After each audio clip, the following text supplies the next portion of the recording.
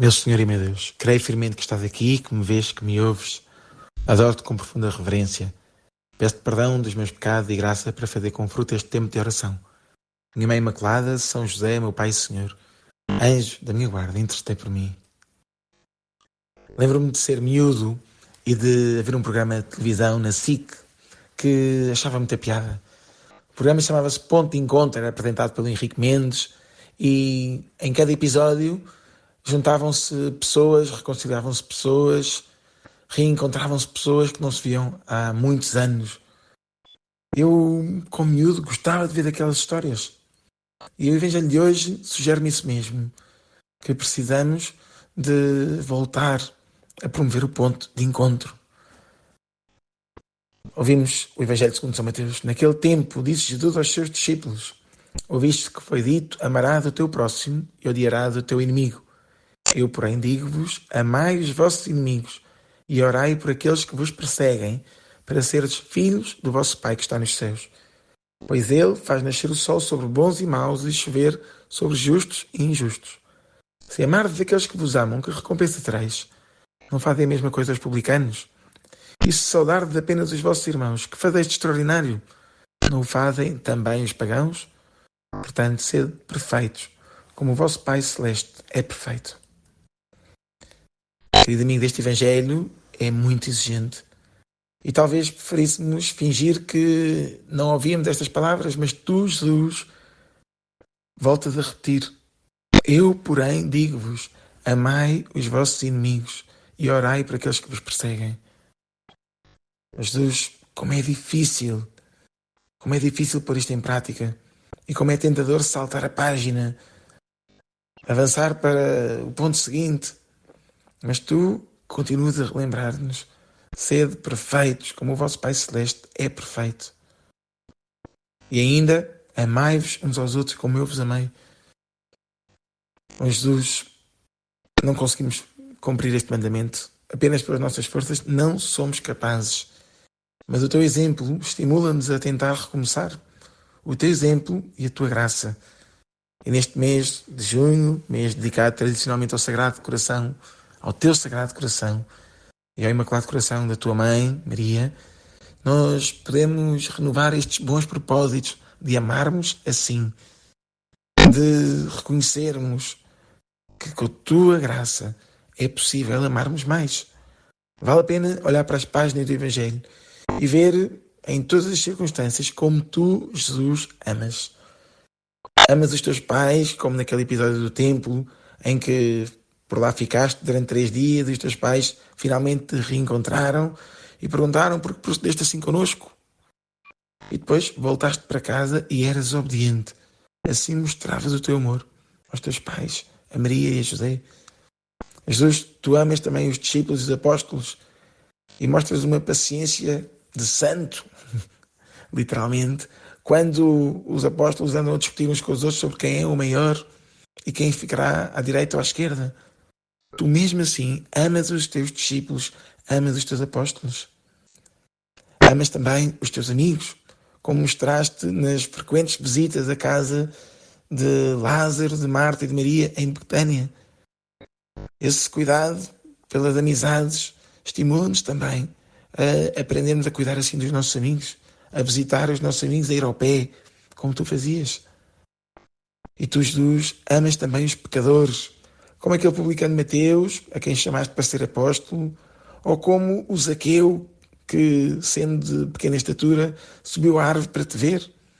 Era um homem pecador, roubava, cobrava em demasia, e mesmo assim tu foste a casa dele.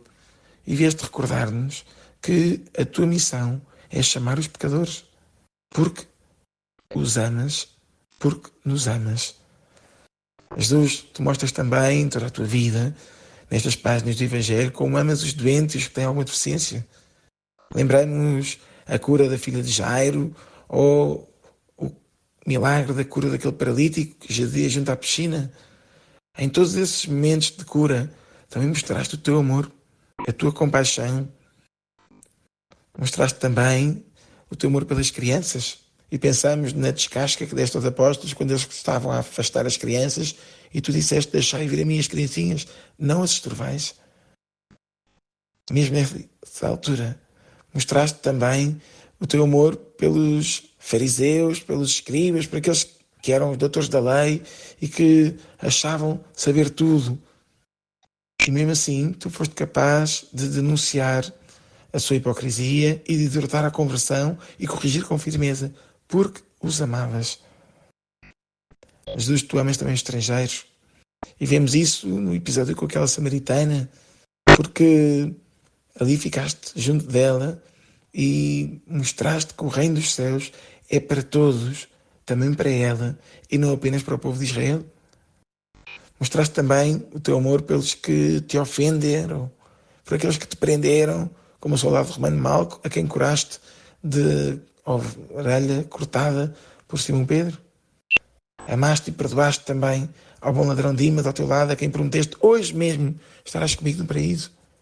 Amaste aqueles que te mataram, para quem tu pediste o perdão do Pai. Pai, perdoa-lhes porque não sabem o que fazem.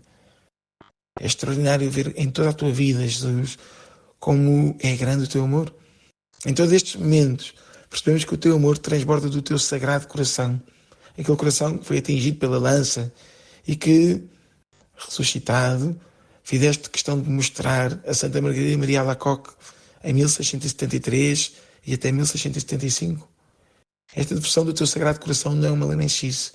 É uma interpelação para te amarmos mais, para te consolarmos, para repararmos as ofensas que outros e nós próprios às vezes te fazemos. E só assim, unidos ao teu Sagrado Coração e ao Imaculado Coração da tua Mãe, poderemos converter o nosso coração e libertar-nos dos ressentimentos que nos prendem uns contra os outros. Sim, Jesus, contigo é possível a reconciliação entre marido e mulher. Contigo é possível a reconciliação entre irmãos. Contigo é possível a reconciliação entre amigos, desavindos. Contigo é possível a reconciliação até entre povos vizinhos em guerra. Isto lembra-me um filme extraordinário que vi há uns anos. O filme chama-se El Maior Regalo. É um western espanhol de um realizador chamado Juan Manuel Cotelo. E é muito engraçado porque neste filme nós começamos a ver uma cena de um tiroteio entre dois personagens e de repente ouve-se um corta e o realizador intervém, entra na cena, no set das filmagens e percebemos que estamos no backstage do filme. E o realizador diz, temos de mudar o guião deste filme. O filme não pode acabar assim, não pode acabar com um a matar e outro a morrer. E os outros atores, ao ouvirem o realizador, começaram a rir-se e a dizer, mas toda a gente sabe que os westerns têm de acabar com um a matar e outro a morrer. E o realizador insistiu, não, temos de mudar o guião deste filme. Temos de acabar com as guerras, temos de acabar com as violências, temos de promover a paz, a reconciliação, o perdão. Os atores começaram a rir-se e então disseram ao realizador, então arranja-nos histórias de perdão. Consegue encontrar alguma história de perdão verídica? E o realizador então sai da cena montado num cavalo e vai em busca de histórias verídicas de perdão e de reconciliação. E então percebemos que, na verdade, este filme não é um filme como habitualmente vemos, mas é um documentário com 6 histórias de perdão. A primeira é a história de um filho abandonado pelo pai e que durante muitos anos fez graves asneiras, chegou a estar preso e que, por fim, se comove profundamente ao ver um outro homem a pegar numa criança ao colo. E ele lembra-se, eu também posso ser pai e eu posso perdoar o meu pai. Nesse momento, aquele homem vai em busca do seu pai, já de idade avançada, e acaba por encontrá-lo e perdoá-lo, já numa cama de um lar. E conta essa história ao realizador, que nos relata esta história. E depois há ainda várias outras histórias de perdão neste filme. Não vou ser spoiler, mas convido-vos a procurar e sim, a acreditar que é possível o perdão, a reconciliação. Também aqui tenho uma história muito bonita da Eugénia e do Dano, 2 irmãos, meus paroquianos. Eu falava com o Dano e ele contava-me que reza ao terço todos os dias de manhã, mas que tinha uma grande mágoa porque havia uma irmã com quem não falava há mais de 40 anos.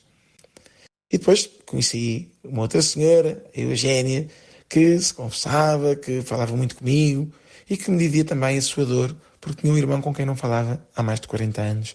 Nunca tinha percebido que eles eram irmãos, até mais tarde perceber que eles eram irmãos um do outro. E um dia encontrei-os na igreja. Curiosamente era o dia 31 de maio, dia dos irmãos. Encontrei-os, a ele ao fundo da igreja a rezar, e ela lá à frente, e disse-lhe: Dame, quer fazer as pazes com a sua irmã? E ele disse-me: Ó Sr. Padre, mas acha que ela quer? Eu disse-lhe: Tenho a certeza que ela quer. Ele disse-me: Então se ela quer, eu também quero. Depois, eu disse-lhe: Então, no final da missa, fica aqui, vamos fazer as pazes. Depois fui ter com ela lá à frente e perguntei: Eugénia, já viu quem é que está ali? Está ali o seu irmão. Quero fazer as pazes com ele. E ela disse: Sr. Padre, mas acha que ele quer? Eu disse-lhe: Tenho a certeza que ele quer. E ela disse: Então, se ele quer, eu também quero. Eu disse: Então, no final da missa, fiquem aqui, vão fazer as pazes. Durante a missa preguei sobre o perdão, sobre a importância da reconciliação, e no final da missa, quando ela já saía da igreja, levei-a pelo braço ao pé do irmão e disse: Hoje é dia dos irmãos, podem saudar-se na paz de Cristo. E eles abraçaram-se um ao outro, começaram a chorar, a chorar, a chorar, e desde então nunca mais largaram. É possível, e nós precisamos de imitar o Henrique Mendes naquele programa do Ponto de Encontro. Podemos promover a reconciliação e precisamos de contar com a graça de Deus, com a ajuda do Sagrado Coração de Jesus, do Imaculado Coração de Maria.